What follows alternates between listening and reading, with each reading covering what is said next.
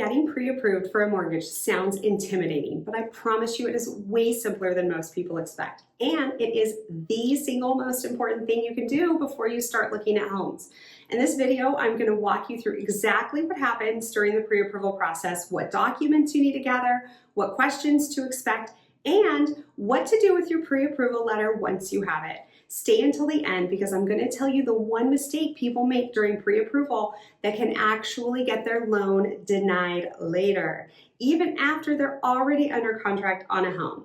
Hey guys, Kami Ketcham here with Ketcham Realty Partners. I'm a real estate broker serving Orange County and Los Angeles, California, as well as Las Vegas and Henderson, Nevada. Today, we're talking pre-approval because this is the step that officially launches your home search, and I want you to go into it completely prepared.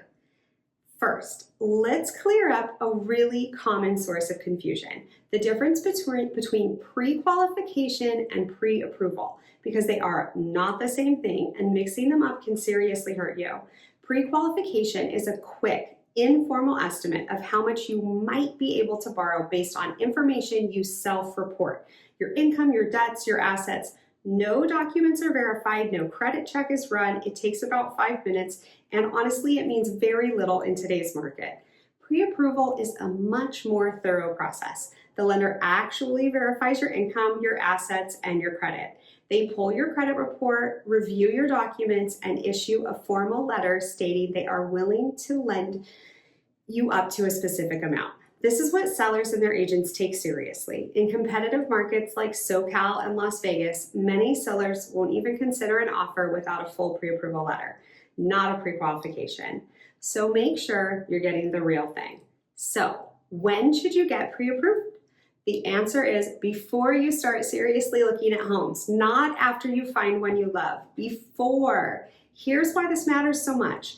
In a competitive market, good homes move fast. I have seen homes in Orange County and Las Vegas go under contract within 24 to 48 hours of hitting the market. If you find your dream home on a Saturday and you don't have a pre-approval letter, you cannot make a competitive offer. By the time you get pre-approved on Monday, the home is gone. Get pre-approved first, then shop. It also helps you shop with confidence because you know exactly what your budget is. You're not just guessing. Before we talk about the process itself, let's talk about choosing the right lender, because this matters more than people realize. You have several options: big banks, credit unions, mortgage brokers, online lenders. Each has pros and cons. Big banks like Chase or Wells Fargo, they're familiar and convenient. They sometimes have less flexibility and slower processing times. Credit unions often offer competitive rates and more personalized service, especially for members. Mortgage brokers work with multiple lenders and can shop your application around to find the best rate and terms for your specific situation. For buyers with more complicated financial pictures, a mortgage broker can be really valuable.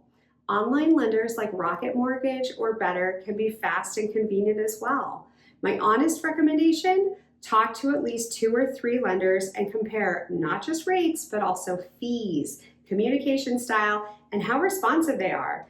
A lender who takes 3 days to return your calls is possibly going to be a problem when you're trying to close on a tight timeline or quickly get an updated pre-approval to submit an offer before you lose the house you love. And always ask your real estate agent for lender referrals. A good agent has relationships with lenders who consistently perform, meaning they actually close on time and don't cause last-minute surprises. Okay. Let's talk about what you actually need to pull together for your pre-approval application. Getting these documents ready in advance makes the whole process much faster and smoother. Here's your pre-approval document checklist. Proof of income. 2 years of W-2s if you're a salaried employee, 2 years of federal tax returns, all pages, your 2 most recent pay stubs. If you're self-employed like me, you'll need 2 years of personal and business tax returns, plus a year-to-date profit and loss statement. Self-employed buyers have a few extra hoops to jump through, but it is absolutely doable. Proof of assets. 2 to 3 months of bank statements for all accounts: checkings, savings, investment accounts. If someone is gifting you money for your down payment, you'll also need a gift letter for them. Identification, government issued photo ID, driver's license or passport. Debt information, The lender will pull this from your credit report, but be prepared to explain all debts: car loans, student loans, credit cards, and any other mortgages. Rental history. Some lenders ask for 12 to 24 months of rental payment history if you've been renting. Having your landlord's contact information handy can speed this up. Get these documents organized into a folder, digital or physical, before you even contact a lender. It will make you look prepared and move the process along much faster.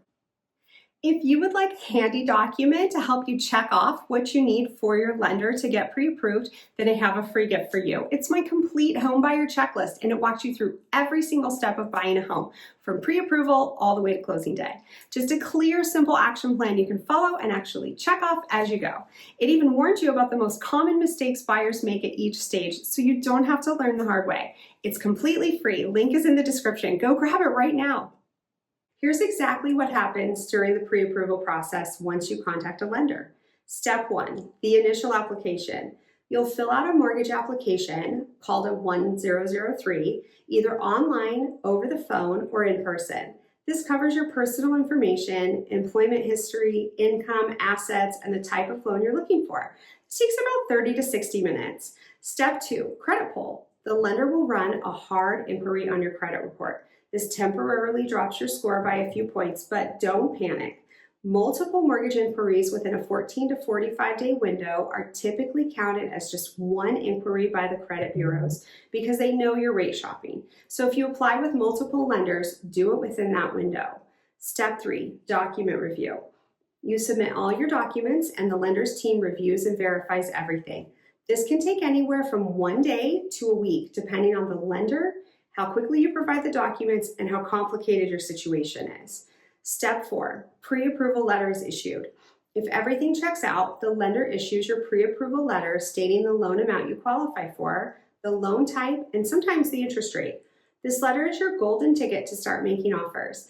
The whole process from start to letter typically takes 3 to 7 business days if you have your documents ready. When you get your pre-approval letter, there are a few things to understand about it. First, the amount on your letter is the maximum you qualify for. It does not mean you should spend that much. Just because a lender says you can borrow $700,000 doesn't mean a $700,000 mortgage payment fits comfortably into your life. Always buy within your comfortable budget, not the maximum the lender will give you. Being house poor is miserable. Second, pre-approval letters typically expire in 60 to 90 days. If you haven't found a home by then, you'll need to update your application and get a new letter. This is usually quick if your financial situation hasn't changed. Third, your pre-approval is not a guarantee of final loan approval. It's based on the information verified at that point in time. Final approval happens later in the process after the home is under contract and the lender does a full underwrite of the loan. Which brings me to the most important part of this video. Once you have your pre-approval letter, there are several things you absolutely must not do. And this is where I see buyers get into serious trouble. Do not make any large purchases. No new car, no new furniture, no appliances. Even if you're planning for your new home, wait until after closing. Large purchases can increase your debt and change your debt to income ratio, which can affect your loan approval. Do not open any new credit accounts, no new credit cards, no store financing, nothing. Every new account is a hard inquiry and a change to your credit profile. Do not close any existing accounts. Closing credit cards changes your utilization ratio and can drop your score. Do not change jobs or quit your job. Lenders want to see stable employment. Even a job change to a higher paying position can complicate your loan if it happens during the process, especially if it involves going from salary to commission or self-employment income. Do not make large deposits into your bank accounts without documentation. Lenders monitor your bank accounts throughout the process, and unexplained large deposits raise red flags. If you receive a cash gift for your down payment, make sure you have a proper gift letter. Do not co-sign on anyone else's loan. Even if you're not the primary borrower, co-signing adds that debt to your profile. I know this sounds like a lot of rules, but the principle is simple. Keep your financial life as stable and unchanged as possible from the moment you apply until the moment you close. Any significant change can delay or derail your loan. Two more things worth knowing about: rate shopping and rate locks. Rate shopping means applying with multiple lenders to compare rates and terms. I always recommend doing this because even a small difference in rate saves you significant money over 30 years. As I mentioned earlier, multiple mortgage inquiries within a 14 to 45 day window count as a single inquiry, so there's no credit score penalty for shopping around. A rate lock means once you find a rate you like, you can lock it in with your lender for a set period, usually 30 to 60 days, so it doesn't change while you're under contract. In a market where rates are moving around, this can give you peace of mind and protect you from rate increases while you're in escrow. Okay, I promised you the one mistake people make during pre-approval that can get their loan denied later, even after they're already under contract. Here it is. They go out and finance a car or open a new credit card to buy furniture for their new home, right in the middle of escrow. I have seen this happen and it is devastating. You're weeks away from closing on your dream home and your loan gets denied because your debt to income ratio changed. Please, please, please make no major financial moves from the moment you apply for pre-approval until the moment you have keys in your hand. Not one. The furniture and the car can wait. The house cannot. I hope this video made the pre-approval process feel a lot less scary because it really isn't. It's just paperwork and patience. And when you're ready to get started and want a referral to a lender that I trust, I have a great one that lends in all 50 states. That's exactly what my free calls are for. Link in the description. Subscribe for my next video where I break down exactly what a real estate agent actually does for a buyer, because most people have no idea, and it is so much more than just opening doors. Before you go, I want to make sure you have something really valuable, my free home buyer complete checklist. It covers every single step of the buying process in plain English, tells you exactly what to do and when, warns you about the mistakes most buyers make at each stage, and gives you space to track your own dates and deadlines so nothing slips through the cracks. I designed it specifically for buyers who feel overwhelmed by the process and want a clear, simple roadmap that they can actually follow. It's completely free. Download it at the link in my description. And when you're ready to take the next step and talk about your specific situation, my scheduling link is right there too. I'd love to help you make this happen. I'm Kami Ketcham. See you in the next one.